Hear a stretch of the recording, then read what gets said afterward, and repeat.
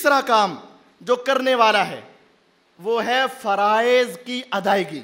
ہمارے ہاں یہ سوچا جاتا ہے قاری صاحب کے پاس چلے جاؤ، 100 روپے کا نوٹ دے دو، 1000 روپیہ دے دو، قاری صاحب بس کوئی دھم کر دو، پانی دے دو یا تعویذ دے دو، جتنے پیسے چاہتے ہو لے لو، لیکن نماز نہیں مجھ سے پڑھی جاتی، روزہ نہیں مجھ سے رکھا جاتا، اذکار نہیں مجھ سے کیے جاتے۔ غلط ہے،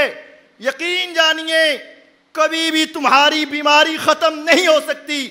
کبھی تمہارے شیطانی اثرات ختم نہیں ہو سکتے جب تک تمہارا اللہ کے ساتھ رابطہ مضبوط نہیں ہوگا، اور کبھی تمہارا رابطہ اللہ سے مضبوط نہیں ہو سکتا جب تک تم اللہ کے فرائض کی پابندی نہیں کرو گے۔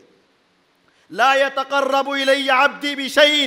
احب الی مما افترضتہ، حدیث قدسی ہے، میرے اللہ خود کہتے ہیں میرا بندہ میرے قریب جن چیزوں سے ہوتا ہے وہ سب سے زیادہ وہ ہیں جو چیزیں میں نے بندے پر فرض کی ہوئی ہیں۔ نماز، روزہ، زکوٰۃ، حج، توحید، یہ 5 جو ارکان ہیں اسلام کے، ان کی پابندی کے بغیر انسان کی یہ مشکلات ختم نہیں ہو سکتی۔ نہ یہ تعویذ آپ کو بچا سکیں گے، ہاں وقتی طور پر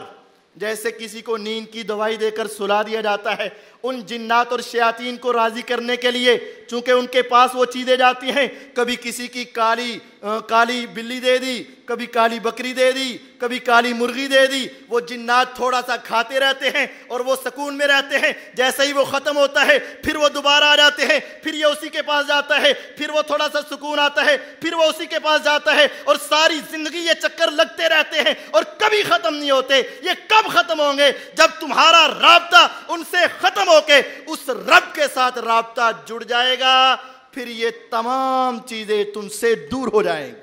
تو یہ تیسرا بہترین نسخہ یہ ہے کہ تم اللہ کے فرائض کی ادائیگی کرو۔